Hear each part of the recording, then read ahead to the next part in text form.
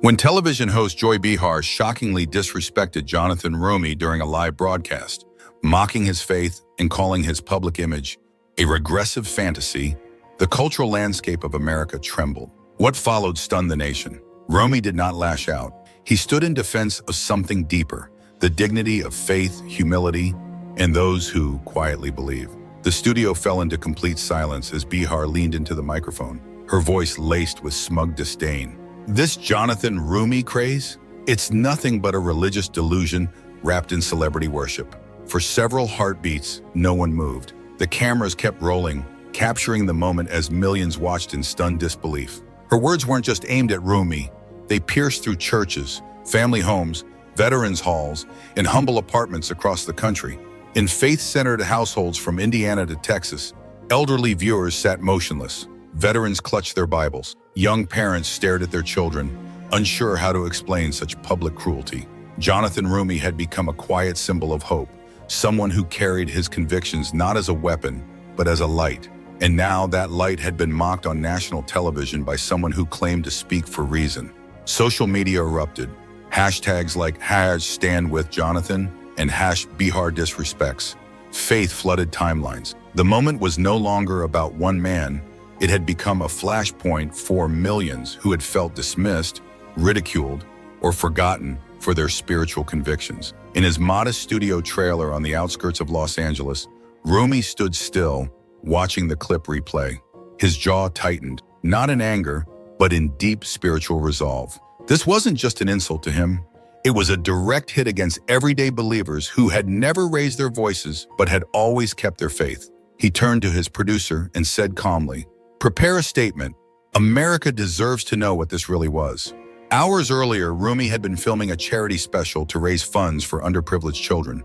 The timing of the attack only deepened the contrast between purpose and provocation. Behind the scenes, his team uncovered something troubling. Behar had reportedly shared private emails mocking religious fanatics, calling them useful idiots for old myths.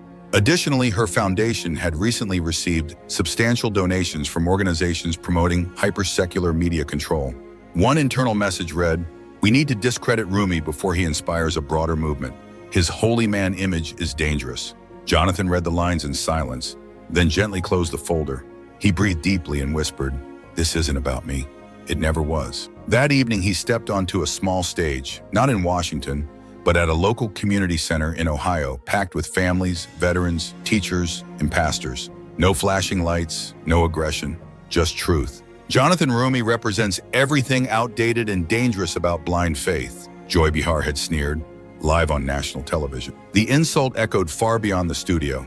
In small-town churches, hospital break rooms, factory floors, and veterans' homes, the reaction was immediate and raw. A grandmother in Kentucky, speaking through tears to a local reporter, captured the national mood. "When the world gave up on us, Jonathan Roumie reminded us that God never did. And now she insults him. She insults all of us who still believe." Across America, the backlash grew swiftly. People didn't just feel offended, they felt betrayed by someone who had once claimed to speak for inclusion and compassion. Hashtags like, "We stand with Jonathan" and "faith is not foolishness" flooded every platform. The movement was no longer just about defending a public figure. It had become a cultural line in the sand. In a quiet office surrounded by handwritten letters from fans, Roumie watched the news unfold, not with rage, but with grief. He knew something deeper was at stake. Behar was already coordinating with sympathetic media, labeling him a religious radical in disguise, while painting herself as a misunderstood truth-teller, exposing corruption. But Jonathan knew the truth, and he was prepared to reveal it. Tonight, he told his assistant quietly, "We don't just respond, we testify." That evening, Jonathan Roumie appeared on the most-watched news program in America.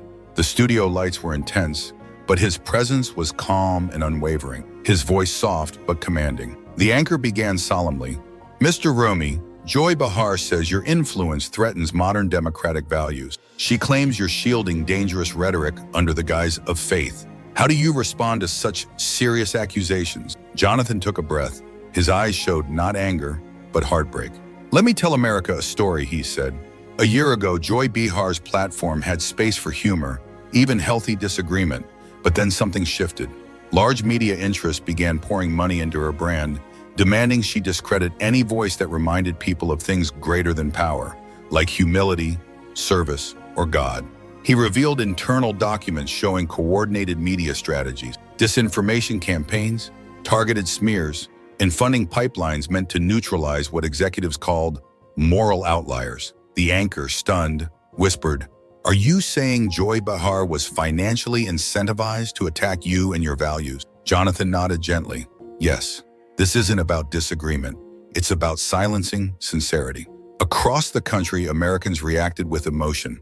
Farmers turned off their machinery and stood in front of dusty televisions. Mothers pulled their children close, whispering, "That man is standing up for all of us." In response, Joy Behar launched a furious social media campaign. Jonathan Roumie is manipulating public sentiment to protect dangerous old ideologies. Faith shouldn't shield anyone from criticism. But Roumie wasn't rattled. That night, he stood before a crowd of thousands in Ohio. News crews jostled for position. As chants of "truth, truth, truth" rose around him, Jonathan stepped forward. "Joy Behar wants the world to think this is about ideology," he began. "But true courage doesn't mock the wounded. Real leadership doesn't tear down those who choose to live with conviction." The clip went viral within hours, shared by clergy, veterans, parents, and even secular figures who believed Behar had crossed a line. Meanwhile, in her Manhattan apartment, Joy Behar scrolled through the backlash with trembling hands. Her staff scrambled. "We're losing advertisers," one assistant said grimly. "They're saying she went too far." Despite a damage control interview, the tide had turned. Public support was vanishing. "I was just being honest," she insisted, voice cracking. "People need to stop pretending fairy tales rule the world." But America wasn't buying it, not anymore. In truck stops and family kitchens, voices rose in unity. Jonathan Roumie isn't perfect, but he represents something we thought was lost: integrity. Jonathan Roumie stood calmly before a packed community gathering in Ohio. The room was filled not with politicians, but with teachers, farmers, nurses, and veterans. Ordinary Americans longing for truth. Despite the emotional weight of the moment, Roumie's voice carried a steady calm, full of conviction. "I never wanted this confrontation," he began sincerely, pausing to let the silence settle. "But Ms. Behar forced this conversation upon the nation by mocking not only me, but everyone who still dares to believe." The room was hushed. Even children sat quietly, clutching miniature flags, their eyes wide with awe. Roumie lifted a folder, evidence that Joy Behar had accepted significant contributions from cultural interest groups with a mission to marginalize faith-based voices in American media. "She laughed while mocking families who pray," Roumie said, his voice trembling slightly. "She belittled people of faith while cashing checks from institutions that profit off cynicism." Gasps spread across the room. In the front row, a middle-aged woman covered her mouth, tears streaming down her face. It wasn't just about religion, it was about dignity. She used her platform to distract from her own alliances, not to speak truth, but to undermine it. As he stepped away from the podium, a disabled veteran slowly rose from his seat, saluted with deep reverence, and said, "You're fighting for the soul of America, Mr. Roumie. Thank you for standing tall when others stay silent." Jonathan bowed his head humbly, taking the man's hand with both of his. "This isn't about celebrity," he said quietly. "This is about conscience." Meanwhile, Joy Behar, in a last-ditch effort to save her unraveling image, called for a live press conference. Her tone was hostile, her expression strained. "These allegations are absurd," she snapped. "I'm the one exposing hypocrisy here. Roumie is just hiding behind a religious mask, and frankly, America needs less of that." But halfway through her speech, journalists' phones began to buzz. Breaking news. A leaked audio clip had just surfaced, verified and authenticated, released anonymously from inside a production office. In it, Behar's voice could be heard clearly. "As long as these cultural funding groups keep paying, I'll keep discrediting these holy men. Let the faithful cry, it's good for ratings." The room changed instantly. Reporters looked up, their expressions shifting, questions fired like arrows. "Mr. Behar, did you really say this? Were you paid to smear Jonathan Roumie and others like him?" She hesitated, her lips parted, but no words came. Her hands trembled as the camera zoomed in on her unease. At that exact moment, Jonathan Roumie posted a simple message across all social platforms. "Joy Behar isn't fighting for truth, she sold it to the highest bidder." The post reached 10 million views in under an hour. Across the nation, families gathered around their televisions in silent outrage and reverence. In a modest living room in Oklahoma, a father who'd once lost his job during the pandemic whispered to his wife, "That man stood for our dignity," when others laughed at it. Their teenage daughter, watching wide-eyed, posted her first ever public message. "Jonathan Roumie made me believe faith can still be strong in public." Roumie's team prepared one final address for that night. It would not be an attack. It would be a healing moment. His aide approached him softly. "Sir, the whole country is watching. They need your voice to remind them we're not alone in this." He nodded, adjusting his blazer, and stepped in front of the cameras once more. Joy Behar made one last desperate attempt to regain control. She appeared live on national television, visibly flustered, but defiantly composed. "Jonathan Roumie is misleading America," she insisted. "He's playing the public with his gentle voice and religious charm. This kind of influence is dangerous in a modern world." But before the interview could continue, breaking news shattered the illusion. Roumie's team had released authenticated audio recordings. Her unmistakable voice, flat and calculating, filled the airwaves. "Tell the audience whatever keeps them comfortable. As long as the checks come in, I'll keep dismantling this whole faith narrative." The host immediately interrupted, stunned. "Ms. Behar, did you say these words? Were you paid to attack faith-based communities?" Behar froze. Silence overtook the studio. She looked around, lips quivering, then stood abruptly and exited the set. Live, on air. Across the nation, spiritual communities, veterans, and ordinary families reacted with grief and fury. "She betrayed us all," whispered an elderly woman during a church interview. "But Jonathan Roumie, he still believes, and that gives me strength." That night, Roumie posted a brief but powerful message. "Joy Behar didn't just attack me. She attacked the sacred trust millions place in truth, in faith, and in each other. She sold that trust for applause and power." Within hours, the post had over 15 million positive reactions. Hashtags flooded every social media platform. Hashtag Stand with Jonathan, hashtag Faith is not for sale, hashtag Behar betrayed America Ma. Outside Behar's Manhattan residence, crowds gathered. Some prayed, others held signs that read, "You mocked our faith, but we still forgive you." America believes in truth, not celebrity scorn. Inside, Joy Behar sat hunched over a quiet dining table. Her phone buzzed with unanswered messages. Sponsors were pulling out. Networks were issuing internal reviews. Even her most loyal staffers were quietly submitting resignations. "How did I lose everything?" she whispered to no one.